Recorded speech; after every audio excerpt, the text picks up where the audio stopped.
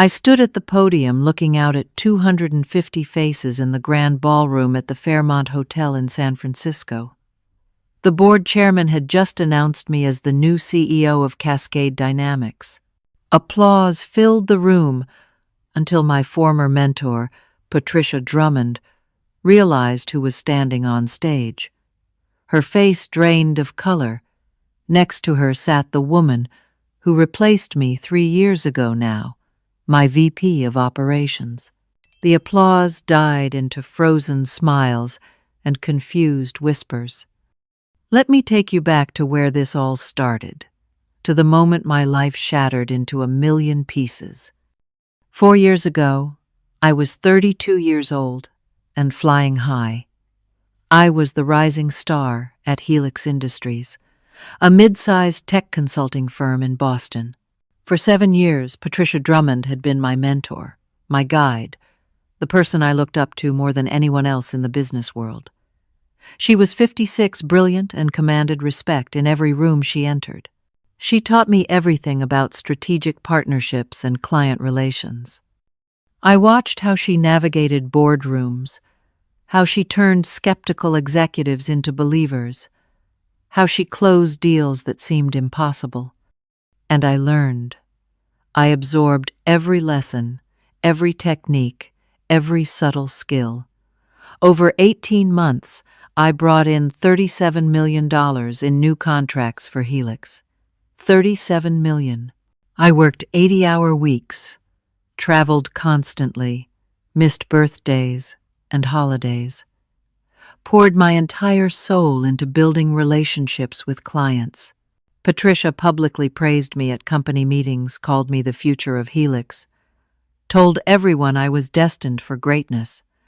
I was being groomed for VP of Strategic Development. Everyone knew it. Colleagues congratulated me in hallways, asked when the announcement would be made. My office was on the executive floor. I attended strategy sessions with the C-suite. The promotion felt like a formality, just a matter of timing and paperwork. Then came that Monday morning in March that changed everything. Patricia called an all-hands meeting. The entire company gathered in the main conference room. I walked in feeling confident, wondering if this was finally the day. I sat in the front row ready to smile graciously when my name was called. Patricia stood at the front of the room and smiled at all of us. She talked about growth, about taking Helix to the next level, about bringing in the best talent. Then she said words I'll never forget. We're bringing in someone more strategic for the VP of Strategic Development position. My heart stopped. More strategic. Those 2 words hit me like a physical blow. She introduced Amanda Sterling, Harvard MBA, former McKinsey consultant. An impressive resume that she rattled off while I sat there with a smile frozen on my face like a mask. Amanda walked to the front of the room, confident and polished in a gray designer suit. She was maybe 35, blonde, perfectly composed. Patricia's exact words echoed in my head. We need someone with a more sophisticated understanding of market dynamics. I sat in that conference room surrounded by 200 colleagues while my world collapsed. No one looked at me. They stared at their laptops, at the floor, anywhere, but at the woman who had just been publicly passed over. The air felt thick and suffocating. After the meeting, Patricia pulled me aside into her office.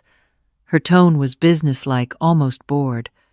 You understand, this is about the company's growth, not personal. Not personal.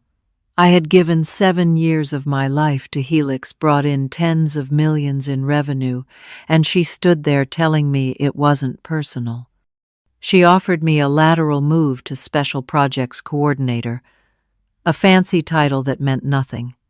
Everyone would know it was a demotion. I would report to Amanda, the woman who took my position. My team would answer to her now. Amanda was scheduled to start in 2 weeks. I walked out of Patricia's office in a daze. My hands were shaking. I went back to my desk and stared at my computer screen without seeing anything. The congratulatory emails I'd been expecting would never come. The promotion I'd earned through blood and sweat had been handed to someone else. That same afternoon, Amanda showed up early. She wanted to start transition meetings immediately, get a head start on understanding the role. Patricia thought it was wonderful initiative. We sat in a conference room with my team, and Amanda started questioning every strategy I'd built. Why had I approached clients this way instead of that way? What was my rationale for these pricing structures? Had I considered alternative frameworks? Every question felt like an attack, a public dismantling of my work, and Patricia sat there nodding along, agreeing with Amanda's suggestions, implying that my approaches had been flawed all along. Within 3 days, everything changed. My direct reports started going to Amanda with questions instead of coming to me. I was cut out of email chains I'd been on for years. My access to certain client files was temporarily restricted for the transition. Temporarily. That word was a knife. I couldn't sleep. I couldn't eat. I showed up to work each day feeling like a ghost haunting my own life. Colleagues who used to seek my advice now walked past my office without stopping. The energy had shifted. I was yesterday's news. On Thursday of that week, I made my decision. I wouldn't take the demotion. I wouldn't stay and watch Amanda step into the role I'd earned. I would leave with dignity and find something better. Friday morning, I typed up my resignation letter. 2 weeks' notice, professional and courteous.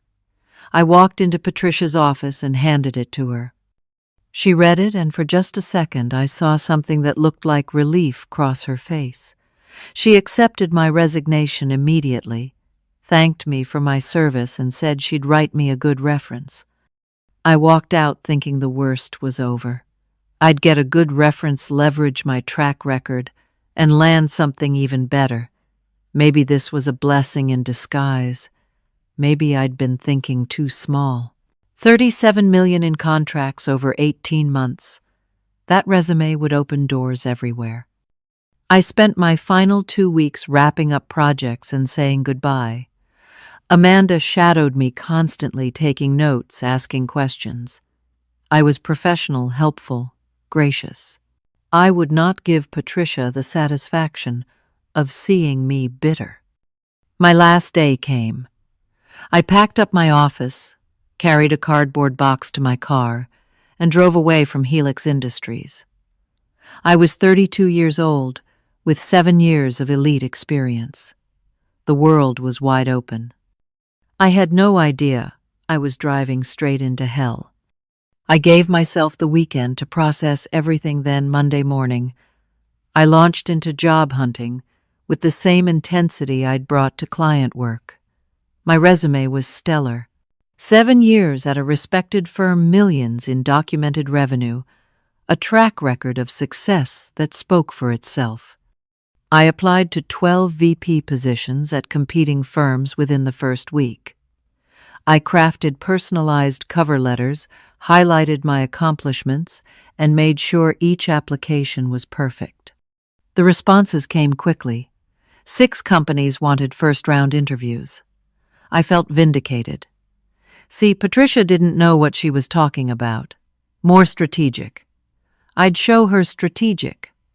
My first interview was with Thornton Partners, a consulting firm slightly larger than Helix. The hiring manager was impressed from the moment I walked in. We talked for 90 minutes about my approach to client relations, my strategies for building long-term partnerships, my track record of revenue growth. He loved everything I said. At the end, he practically offered me the job on the spot. This is just a formality, but we need to check references. Standard procedure. I provided 3 names, including Patricia. Despite everything she'd said, she'd give me a good reference. I trusted that she'd be professional. 2 days later, I got a brief email from Thornton Partners.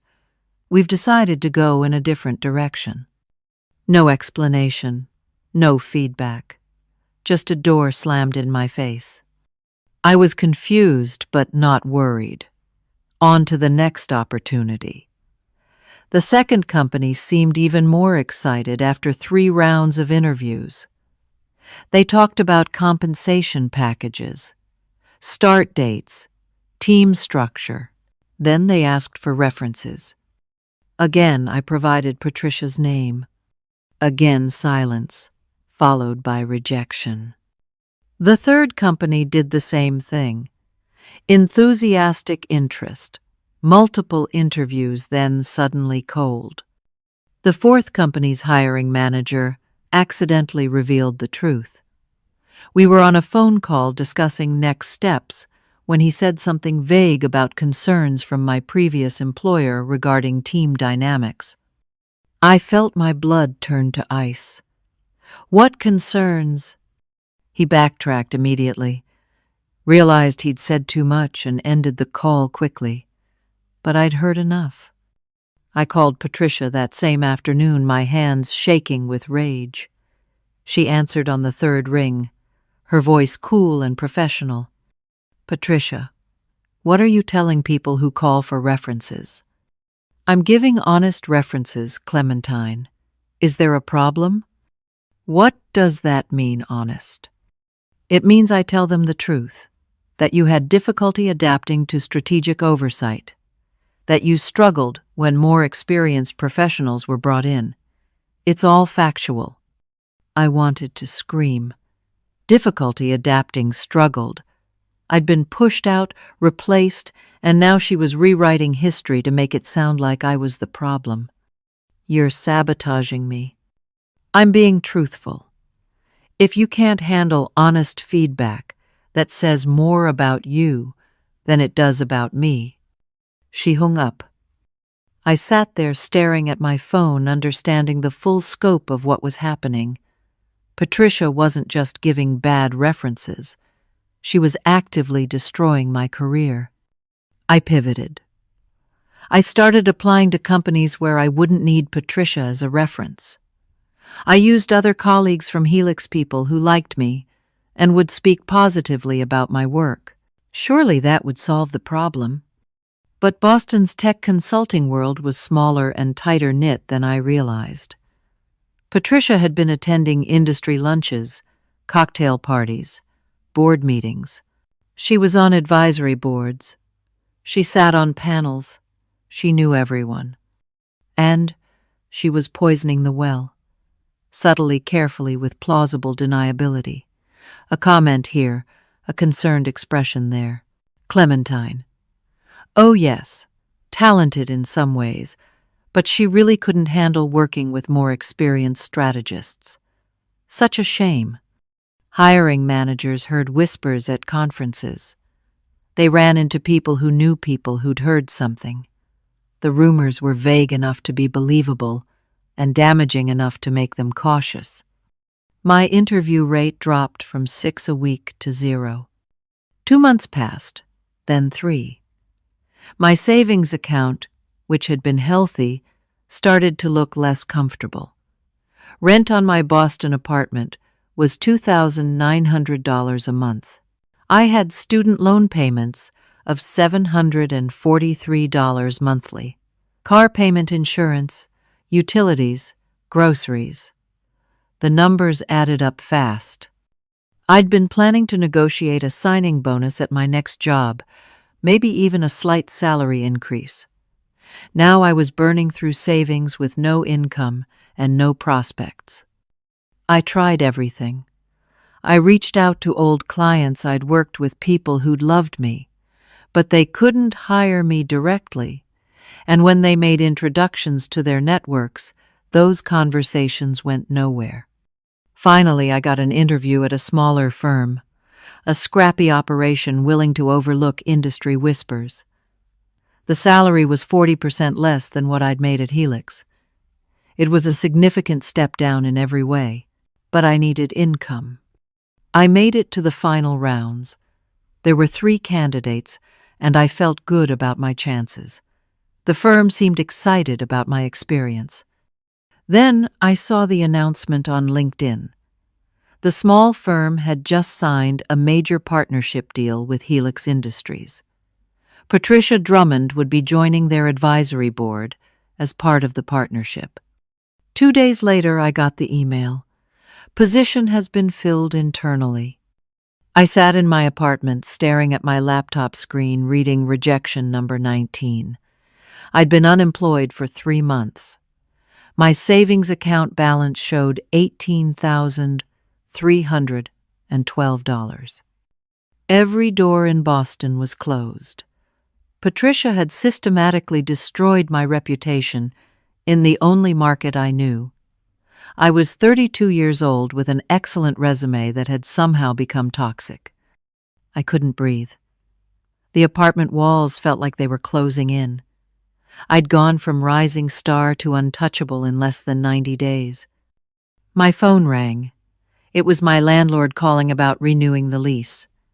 The rent was going up to $3,200 a month. That's when I realized how bad this was going to get. I broke my lease and paid the $2,000 penalty fee. I couldn't afford to stay in Boston. Patricia's influence reached into every corner of the city's consulting world. If I wanted any chance of rebuilding my career, I had to go somewhere she couldn't touch. I chose Austin, Texas. Big enough to have opportunities, far enough from Boston that Patricia's network wouldn't matter. I loaded everything I owned into my car and drove south for 3 days. The studio apartment I found in Austin was tiny but cheap, $1,200 a month, less than half what I'd been paying. I told myself this was a fresh start. New city, new opportunities, no one who knew about Patricia or Helix or any of it. I updated my resume and started applying to mid-level positions. Not VP roles anymore, I'd learned that lesson. I aimed for senior manager positions, roles that wouldn't raise questions about why I'd stepped down.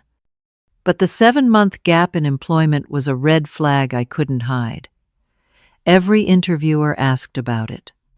I was taking time to evaluate the right opportunity, I said, trying to sound confident and deliberate. They didn't believe me. 7 months of unemployment at 32 years old with my level of experience. Something was wrong, and they could sense it. I sounded evasive because I was being evasive. I couldn't tell them the truth without sounding bitter or unprofessional. Then came the overqualification problem. Companies looked at my resume and saw 7 years of high-level experience, millions in revenue, strategic client work. Then they looked at the mid-level positions I was applying for. Why would someone of your caliber want this role? You'll just leave when something better comes along. I was trapped. Too experienced for the positions that might hire me, too tainted for the executive roles that matched my qualifications. Rejection after rejection piled up. Month 6 arrived. My savings dropped to $9,415. Month 7 came and went. $4,108 left. I stopped going out. I ate rice and beans. I canceled every subscription, every membership, every unnecessary expense. I applied to 60 positions in 1 month, 3 interviews, 0 offers. Month 8 brought a new humiliation. I took a part-time job at a tech accessories store in a shopping mall. Minimum wage in Texas was $7.25 per hour. I got 15 hours a week. I had an MBA. I'd brought in $37 million in revenue. Now I was selling phone cases to teenagers who looked at me with pity because I was too old to be working retail. I saw former colleagues posting on LinkedIn about promotions and celebrating new roles. Amanda Sterling was featured in Boston Business Journal as one of the city's rising executives. Patricia gave an interview about leadership and the importance of backing the right talent. I wanted to throw my phone across the room. One afternoon I was working my retail shift when a woman walked into the store. She was professional sharp, maybe 45 years old. She looked at the displays with the assessing eye of someone who understood business, not a casual shopper. Her name was Diana Cortez. She was the founder of a tiny startup called Apex Solutions, 6 employees working out of a cramped office above a coffee shop. They did app development consulting for small businesses barely scraping by. Diana needed a phone charger but ended up talking to me for 20 minutes. She recognized something in me, she told me later. Someone overqualified, desperate, and hungry. She asked if I was looking for work. I almost laughed. Looking for work, I was drowning. Diana offered me a business development role at Apex Solutions. The salary was $48,000 annually. No benefits, no 401k, no job security. Less than half of what I'd made at Helix. But it was more than selling phone cases. The problem was that Diana's company was struggling. Their biggest client had just pulled a $60,000 contract. That client signed with Helix Industries instead. Patricia's company was expanding into app development, taking contracts from small firms like Apex. Diana told me honestly that she might have to close Apex Solutions within 6 months if things didn't turn around. If that happened, I'd be unemployed again with an even worse resume, retail work, and a failed startup. I accepted the job anyway. I had $2,107 left in my savings account. Rent was due in 11 days. I didn't have a choice. I started work the following Monday in an office so small that we had to move chairs to let people pass through. 6 employees, 1 bathroom, the constant smell of coffee drifting up from the shop below. Diana was kind but overwhelmed. The developers were talented but overworked. Everyone knew the company was dying. 3 weeks in, just as I was starting to feel stable, Diana called an emergency meeting. Another client had left, this time a $50,000 annual contract. The company was hemorrhaging money. I did the math in my head. Apex Solutions would be bankrupt in 4 months, maybe 5. 9 months after leaving Helix Industries, I was making $48,000 at a startup that was about to fail. My career was in ruins. Patricia had won. I lay awake every night in my studio apartment, staring at the ceiling, replaying everything. Where had I gone wrong? How had I ended up here? Then around 3 in the morning, after a night of insomnia, a thought crystallized in my mind. What if I stopped running?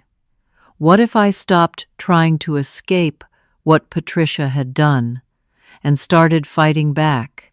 I showed up at Diana's office at 7:30 the next morning with a proposal that was either brilliant or completely insane. What if we stop competing for scraps? I said. What if we pivot entirely? Diana looked up from her laptop, exhausted and skeptical. Pivot to what? AI-driven client relationship management for mid-sized firms. Everyone's talking about artificial intelligence, but most CRM systems are clunky and expensive. We could build something streamlined, affordable, powerful. Target companies with 50 to 500 employees who can't afford Salesforce but need better than spreadsheets. Diana listened as I laid out the vision. Apex Solutions had talented developers. We understood client needs. We could create something genuinely useful.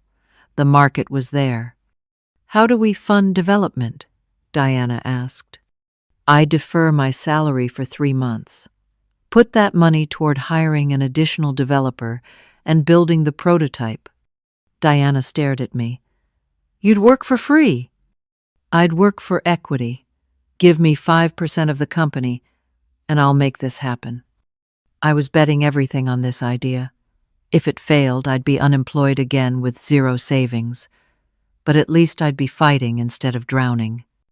Diana agreed to try for 90 days. I worked 80-hour weeks. Days at Apex handling what little business development we had left. Nights and weekends, researching building pitch decks, mapping out the product specifications. I lived on credit cards racking up debt. I had no idea how I'd repay. I reached out carefully to old contacts from my Helix days, people who didn't know about Patricia's blacklist or didn't care, former clients who'd liked working with me. I asked for advice, for introductions, for feedback on the AI CRM concept. Slowly, quietly, I started rebuilding a network. Month 12 arrived. We'd been developing the AI CRM system for 3 months. The prototype was rough, but functional.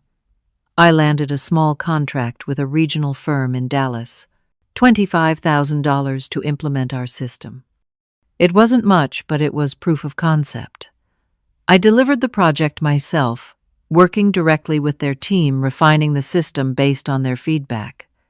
The implementation went smoothly. The system worked. Their client retention improved by 11% in the first 6 weeks. The client's CEO was thrilled. He promised to refer us to other companies. He mentioned Apex Solutions at an industry conference in Houston, talked about this impressive young woman who'd built them an AI system that actually delivered results. Someone from Helix Industries was at that conference. Patricia heard my name. 2 weeks later, Helix Industries announced a new product, an AI-powered CRM system launching in 3 months. Their press release emphasized their proven track record and stability. The pricing undercut every competitor in the market. It was a direct assault on Apex Solutions. Patricia was willing to lose money on this product just to crush me. 3 potential clients who'd been interested in our system immediately ghosted us. They'd wait for Helix's offering. Why risk an unproven startup when an established firm would deliver something similar? Diana panicked. We can't compete with Helix.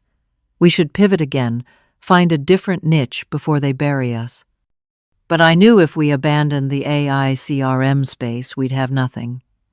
Every pivot would leave us weaker, more desperate, easier to destroy. We double down, I said. We make our system so superior that Helix's offering looks like a cheap knockoff. With what money? Diana asked. That was the question that kept me awake for the next week. I met with a venture debt firm in Austin. High-interest loans for startups, risky but available. I needed $150,000 to hire developers and upgrade our technology. The terms were brutal. If Apex failed, I would be personally liable for $75,000. Diana refused to co-sign. Too risky. I signed anyway. We hired 2 developers. We bought better servers, upgraded our infrastructure, and raced to build something extraordinary. We had 4 months before Helix launched their CRM system. 4 months to build a product good enough to compete with a firm that had 50 times our resources. The money burned faster than I anticipated. Technical problems emerged constantly. One of the developers quit after 6 weeks. I had to find a replacement while also managing client relations and keeping the company afloat. We were going to run out of funds before the product was ready. Month 18. I was pitching to anyone who would listen, trying to raise more capital. Most investors took one look at our financials and passed. Then I met Jonathan Blake at a networking event in downtown Austin. He was 61, semi-retired, had made millions in enterprise software back in the 90s. Now he invested in passion projects, he said. He listened to my pitch for 90 minutes, asked tough questions, wanted to know why I was really doing this. I broke down, told him everything. Patricia, the blacklist, the destruction of my career, the desperation, the debt. I didn't plan to tell him, but exhaustion and stress stripped away my defenses.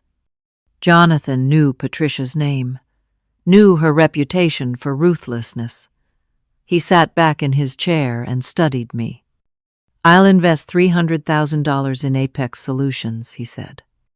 I felt relief flood through me. Then he told me the terms. He wanted 40% equity in the company, and if we failed, I would personally owe him $100,000 on top of the venture debt I already carried. It was predatory. It was exploitative. But it was my only option. I signed. With Jonathan's money, we finished the AI CRM system, launched 2 weeks before Helix's competing product went live. The response was modest. A few small clients signed up. Our system worked well, but we didn't have marketing budget. Word of mouth spread slowly. Helix launched their system right on schedule. Their marketing budget was enormous. Full-page ads in industry publications, sponsored conference presentations, sales teams, blitzing potential clients. Patricia was quoted in TechCrunch. "Real innovation comes from established expertise, not desperate startups chasing trends." Everyone in the industry knew she was talking about me. Helix signed 15 major clients in the first month. Apex Solutions had 8 small clients, barely covering our operating costs. Month 20. The loan payments were crushing. Jonathan called weekly, demanding to see faster growth. Diana was exhausted, talking about shutting down. I was personally $425,000 in debt if everything collapsed. More than I'd make in years, even if I could find a decent job. Patricia was thriving. Helix Industries was expanding. Amanda Sterling was promoted to Senior VP. Patricia gave an interview to Boston Business Review about the importance of backing the right talent. I sat in Apex's tiny office staring at bank statements. We had 8 weeks of operating capital left, 8 weeks before complete failure. Then my email pinged. A message from Marcus Walsh at Silverline Logistics, one of our small clients in Phoenix. He wanted to schedule a call. Something about the message felt urgent. I had no idea that call would change everything. Marcus Walsh's voice came through my laptop speakers with barely contained excitement. "Clementine, your system has completely transformed our client retention."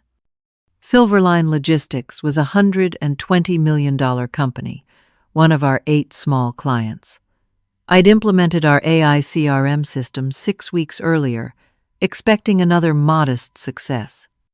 Our customer satisfaction metrics improved by 23%, Marcus continued. 23% in 6 weeks. Do you understand how significant that is? I understood, but I didn't dare hope. I want to introduce you to our parent company, Cascade Dynamics. They're looking for a tech partner for a massive digital transformation initiative. Cascade Dynamics, a billion-dollar logistics and supply chain conglomerate, one of the biggest players in the industry. Marcus arranged a meeting for the following week. I flew to Seattle on a discount airline wearing a suit I'd bought at a department store clearance sale. Diana wanted to come, but we couldn't afford 2 plane tickets. The Cascade Dynamics headquarters occupied an entire glass tower in downtown Seattle. I walked into a conference room with 12 board members and 5 executives. For 2 hours, I presented our AI CRM system, showed them what we'd done for Silverline Logistics, demonstrated the platform's capabilities, answered technical questions from their IT team, and strategic questions from their executives. I was good at this. 7 years at Helix had taught me how to command a room even when I was terrified inside. At the end, the CFO asked the critical question, What would implementation across all 17 of our subsidiary companies look like? I walked them through a phased rollout, timeline costs, support structure. The contract value would be $12 million over 3 years. $12 million. It would transform Apex from struggling startup to legitimate player. But then the head of procurement said something that made my stomach drop. We're evaluating multiple vendors. We'll make our decision in 8 weeks. After the meeting, Marcus pulled me aside. The other vendor is Helix Industries. Patricia Drummond is pitching next month. I flew back to Austin feeling sick. Patricia would be competing against me directly. She had reputation, resources, established relationships. I had 8 employees and desperation. For the next 8 weeks, I didn't sleep. I refined the pitch-built custom demos, ran stress tests on our system to prove it could handle enterprise scale. I hired 3 more developers using borrowed money from Jonathan, pushing my personal liability even higher.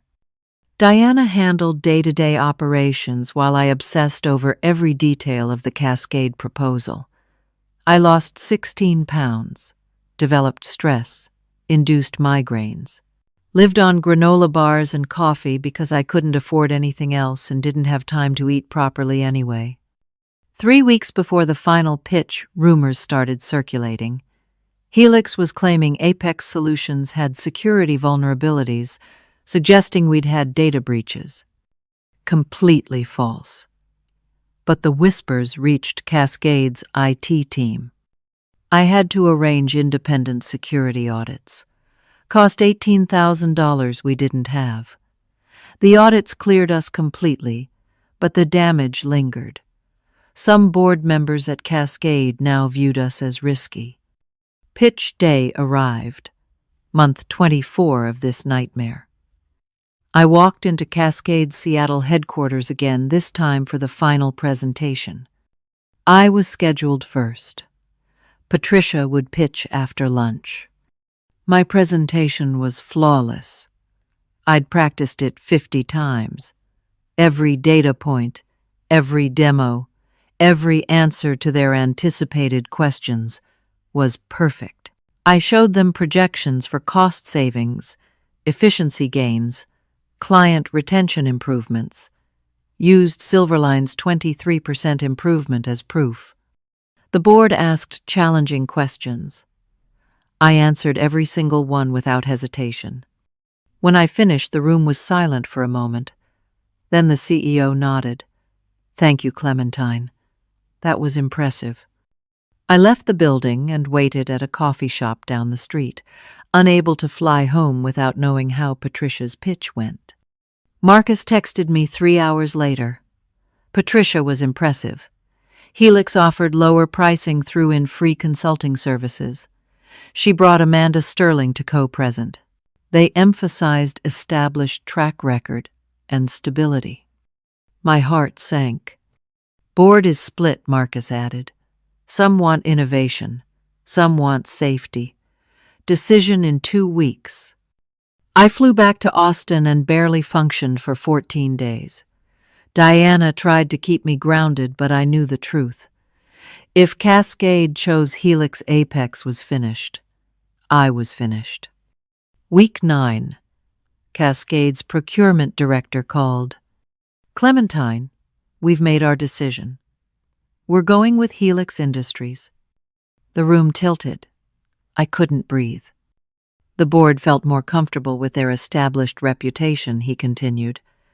"Your technology was superior, but business isn't always about what's best." "I'm sorry." He hung up. I sat in my Austin office completely numb. I'd bet everything. Destroyed my finances, my health, my future. All of it for nothing. Patricia won. Again. Apex Solutions would close within a month. I was over $500,000 in debt personally. My career was unsalvageable. At 34 years old, I had nothing. 3 days later, my phone rang. Marcus Walsh. "I resigned from Cascade," he said, without preamble. "What?" "I'm leaving. So are 3 other executives. We're starting our own logistics company, taking several subsidiary clients with us when we go." I didn't understand what this meant. 2 board members who voted for Helix have personal connections to Patricia Drummond. Marcus continued. "One went to business school with her. Another serves on a charity board with her. The decision was never going to be fair." My hands were shaking. "We're launching our company in 6 months. We want Apex Solutions as our exclusive tech partner. Contract value $2.8 million over 2 years. I couldn't speak. "Can you keep your company alive for 6 more months? I told him yes before I knew if it was true. The moment we hung up, reality hit. 6 months. I had to keep Apex alive for 6 months on fumes. Jonathan wouldn't invest more money. Diana was ready to quit. We laid off all but 2 employees, cut our own salaries to minimum wage, moved to a cheaper office that was basically a closet, took on small consulting gigs to generate enough cash flow to survive. I maxed out another credit card for operating expenses. I was now over $600,000 in personal debt. But I believed Marcus. I had to. Month 30. 3 years since I walked out of Helix Industries. 3 years of poverty, humiliation, and fighting to survive. Marcus's company, Walsh Logistics, officially incorporated. They signed the contract with Apex Solutions. Money flowed in. Real money. We hired 12 employees within weeks. Walsh Logistics exploded in growth faster than Marcus had projected. They needed to expand our services. The contract tripled to $8.4 million over 3 years. Suddenly, Apex Solutions went from dying to thriving. We moved into a real office, hired a full development team. I paid off the venture debt, started chipping away at the money I owed Jonathan. For the first time in 3 years, I wasn't drowning. Then I got a call that would bring everything full circle. Helen Rothman, board chair of Cascade Dynamics, wanted to meet with me, privately.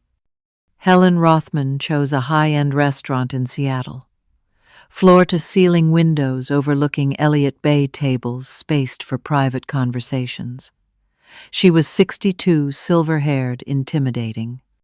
She didn't waste time on pleasantries. "Cascade made a mistake choosing Helix," she said. "Their CRM system has been a disaster. Implementation failures, client complaints, cost overruns. Meanwhile, Walsh Logistics using your system is thriving." I stayed quiet, let her talk. "Cascade is in crisis, Clementine. Our CEO retired abruptly due to health issues 3 months ago. Financial performance has dropped 11% in 18 months. We've lost 3 key executives to competitors. Stock price has fallen 32%. The board is fighting. Company morale is in the basement." I listened, wondering where this was going. Helen leaned forward. "We need a turnaround. We need it fast. And the board wants you as CEO." I thought I'd misheard her. "You want me as what?" "Chief Executive Officer of Cascade Dynamics, a billion-dollar company. You understand technology, you understand transformation, and you have something to prove. That combination is exactly what we need." This had to be a hallucination brought on by stress and exhaustion. "The salary is $380,000, base plus equity and performance bonuses. But there are conditions." Of course there were conditions. You'd need to merge Apex Solutions into Cascade, make it a wholly owned subsidiary. Diana Cortez would become CTO of the technology division. You'd lose the independence you fought for. I felt my throat tighten. After everything, give up Apex. Also, the board wants you to bring in an experienced COO, someone who knows enterprise operations at scale. Who do you have in mind? I asked, though part of me already knew. Amanda Sterling, from Helix Industries. I stood up. This meeting is over. Sit down, Helen said calmly. Hear me out. Against my better judgment, Saturday. Amanda has reached out to us privately. She wants to leave Helix. She's miserable there. Patricia Drummond takes credit for her work blocks. Her advancement uses her. Amanda realizes now that she was a pawn in Patricia's game to replace you. She's been trapped in the same pattern for 3 years. I didn't want to feel sympathy, but something in Helen's words resonated. Amanda has operational expertise you lack, Helen continued. You have vision and innovation she lacks. Together you'd be formidable, but it's your call. If you don't want to work with her, we'll find someone else. I flew back to Austin and told Diana everything. She was ecstatic. This solved everything. Jonathan was thrilled too. Huge payout on his predatory investment. But I couldn't decide. Could I work with Amanda? Could I give up Apex's independence after fighting so hard for it? Diana pushed me to at least meet with Amanda before deciding. We met at a coffee shop in Denver neutral territory. I walked in expecting to feel rage. Instead, I felt nothing. Amanda looked tired, older than I remembered. We sat across from each other and she spoke first. I made a mistake taking your position. Patricia promised mentorship, but delivered exploitation. Everything I accomplished, she claimed. Every strategic decision I made, she undermined. She used me to replace you, then treated me the same way she treated you. Her voice was steady, honest. No excuses. I was ambitious and stupid. I thought I was getting an opportunity. I didn't realize I was a weapon. I'm sorry for what I did to you. Not just that I took your job. I'm sorry I didn't question why Patricia was pushing you out. I should have known something was wrong. I studied her face. She meant it.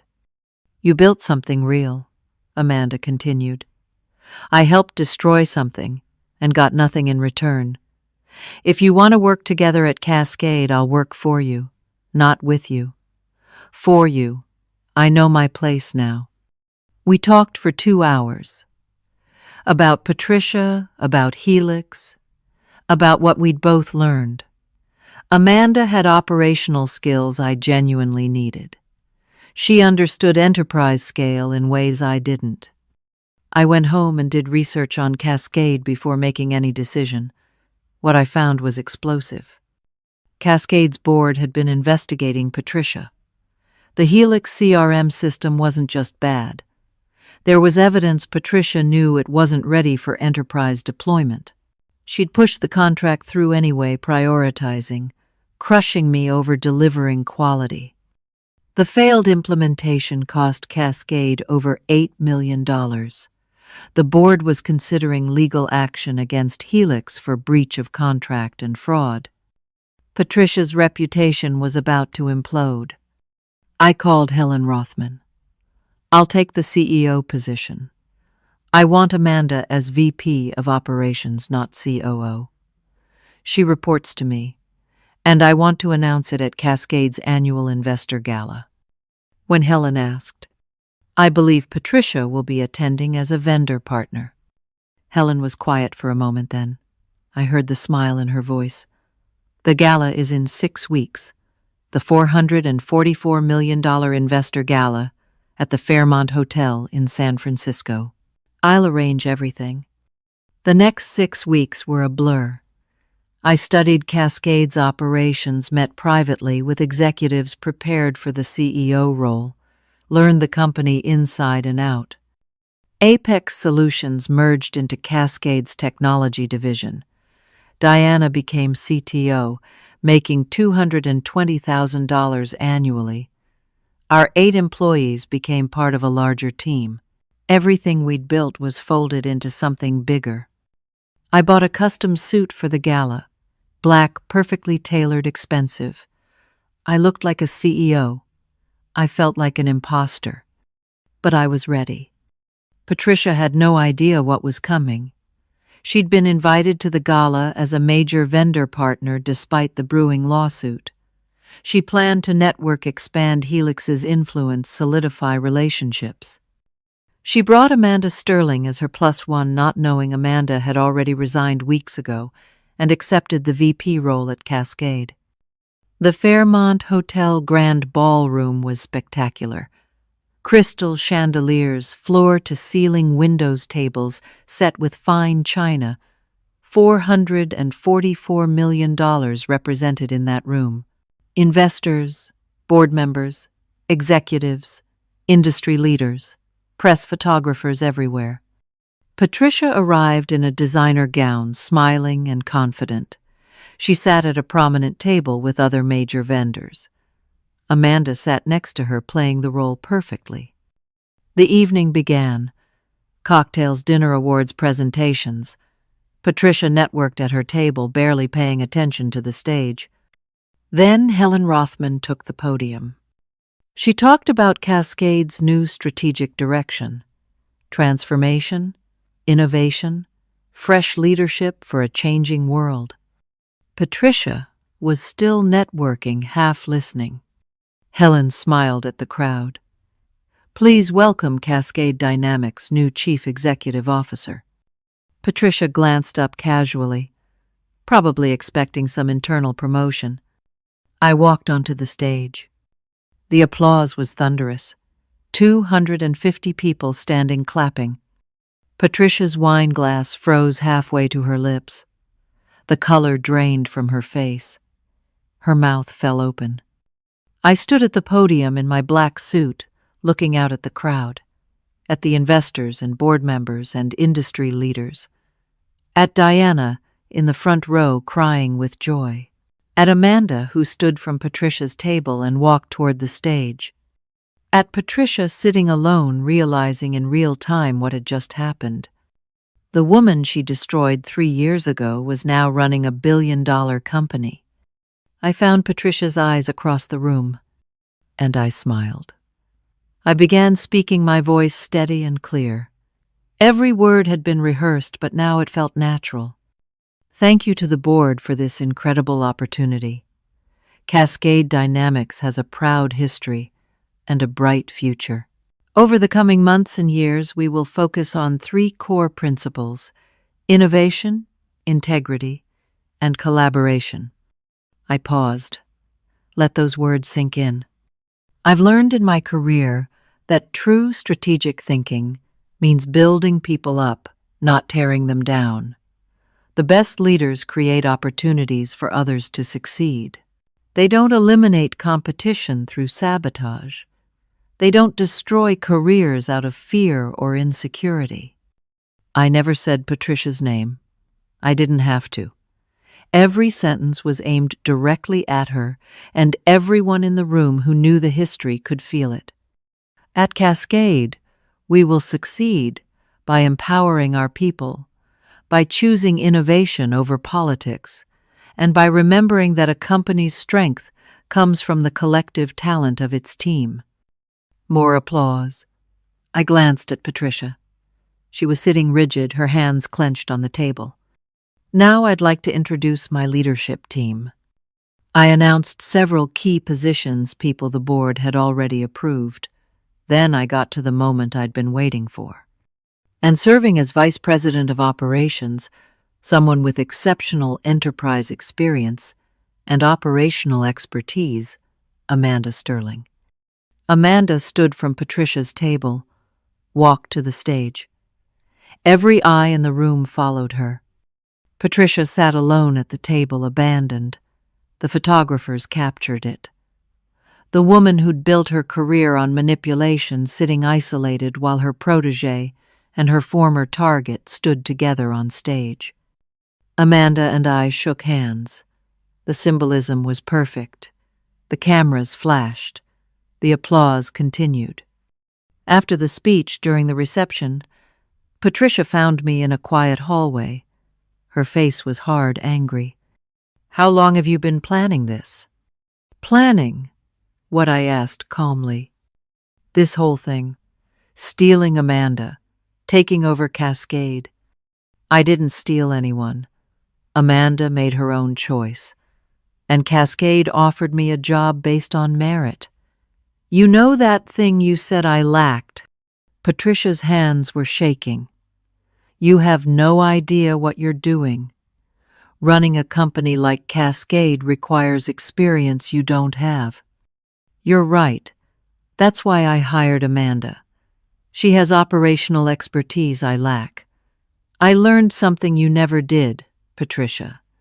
Surrounding yourself with talented people makes you stronger, not weaker. You saw everyone as a threat. That's why you're here alone." Patricia switched tactics. "We'll bury Cascade in litigation over the CRM contract." I'd been waiting for this. "I know about the fraud, Patricia. I know you pushed through a system you knew wasn't ready. I have evidence. Drop the countersuit or I release everything to the press. Your choice." Her eyes widened. She realized she was cornered. Her reputation would be destroyed if the fraud went public. Helix's board would force her out. She had no leverage, no options. For the first time, Patricia looked small, defeated. She walked away without another word. I watched her leave the hallway, shoulders hunched, looking older than her 60 years. I felt no triumph, just a hollow acknowledgement that this chapter was finally closed. 6 months later, my first half year as CEO, the results spoke for themselves. I restructured Cascade's operations, cut inefficiencies without sacrificing employee morale, implemented Apex's technology across all 17 subsidiaries, worked with Amanda to streamline supply chains and improve client communications. The stock price rebounded 28%. Revenue increased by $43 million. Employee satisfaction scores went up. We were named one of the best places to work in the logistics industry. Amanda and I formed an effective partnership. We were never friends, but we developed mutual respect. She handled operations brilliantly, and I focused on strategy and innovation. Different skills, complementary strengths. The press called me the turnaround CEO of the year. Forbes did a profile. I gave speeches at conferences about leadership and resilience. Meanwhile, Helix Industries settled the lawsuit with Cascade, paid $12 million in damages. Patricia was forced to resign as CEO by her own board. They gave her a consulting role, which everyone knew was a polite way of pushing her out. Her reputation in the industry was tarnished.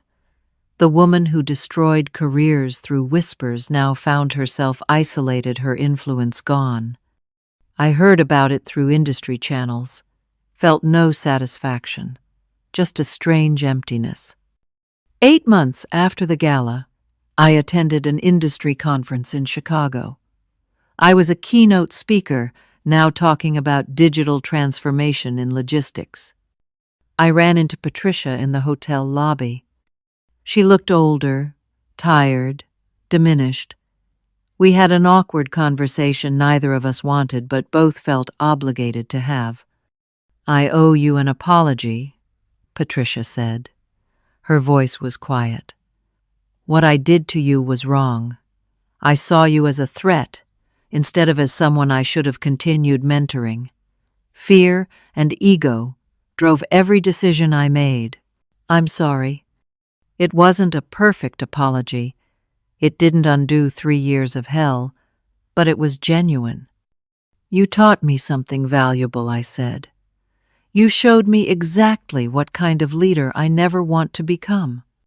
We parted ways. I never saw her again. Now I sit in my CEO office on the 42nd floor of Cascade's Seattle headquarters. Floor-to-ceiling windows overlook Puget Sound. The view is stunning. I'm 36 years old. 4 years ago, I was selling phone cases for $7.25 an hour. The distance between those two moments is immeasurable. But both versions of myself were the same person, determined, resilient, unwilling to quit, even when quitting made sense. I learned that success built on destroying others is hollow. Patricia had power but no loyalty, achievement but no fulfillment. She pushed people down to lift herself up, and in the end, she was alone. I built something different. A leadership style based on collaboration, empowerment, and creating opportunities. I remember what it felt like to be cast aside, and I use that memory to ensure no one on my team ever experiences that pain. I promote from within. I mentor young talent.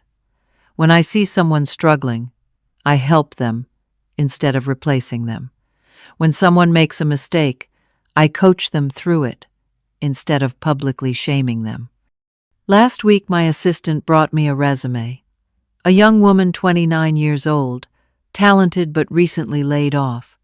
Her reference from her former boss was vague, possibly damaging. I recognized the pattern immediately. I called the candidate directly and offered her an interview. She starts next month as a junior strategist. I'm giving someone the second chance I had to fight tooth and nail to create for myself. Patricia's greatest gift was unintentional. By destroying me, she forced me to rebuild from zero. That rebuilding taught me resilience, humility, and true strategic thinking. I'm a better leader now than I ever would have been if she'd simply promoted me 4 years ago. The betrayal was the catalyst for growth I didn't know I needed. But I also know this: I would never inflict that pain on someone else to teach them a lesson.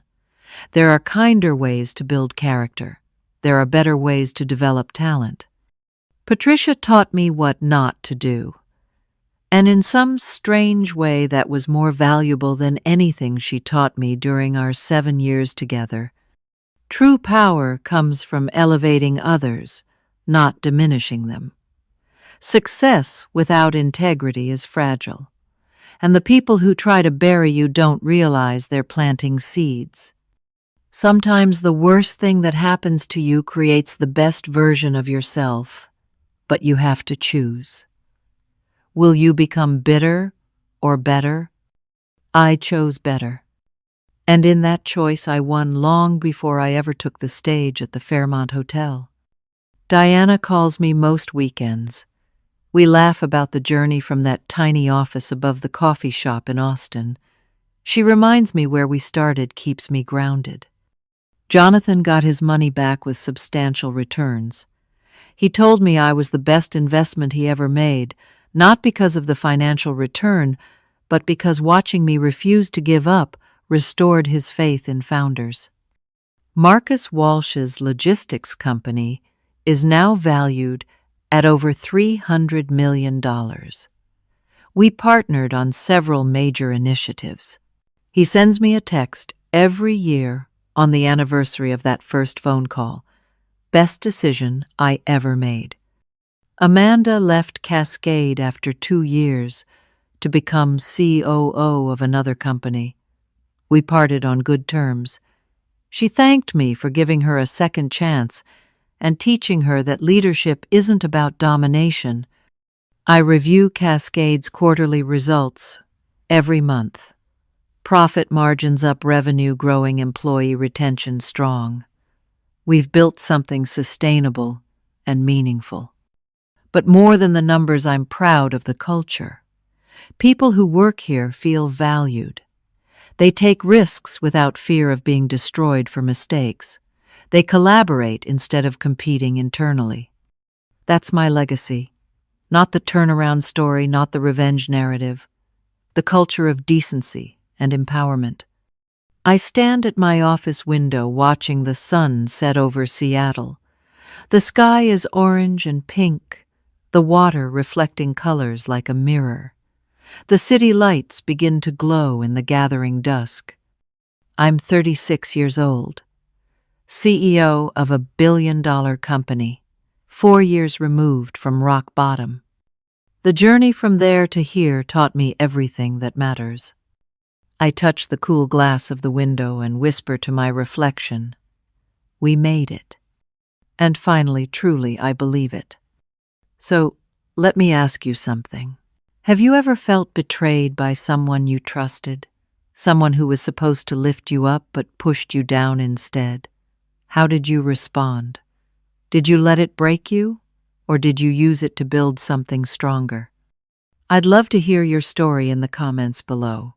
And if this story resonated with you, if it reminded you of your own struggles or gave you hope that you can overcome whatever challenges you're facing, please hit that like button.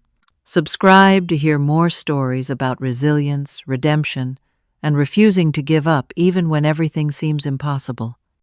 Share this with someone who needs to hear it today. Someone who's fighting their own battle and needs to know that the people who try to bury you don't realize they're planting seeds. Sometimes the worst betrayal becomes the greatest opportunity. Thank you for listening to my story. Thank you for being here. I hope wherever you are in your own journey, you remember this. You're stronger than you know, and your comeback can be greater than your setback. Take care of yourselves. Keep fighting. And never let anyone convince you that you're not strategic enough, talented enough, or worthy enough. You are enough. You always were.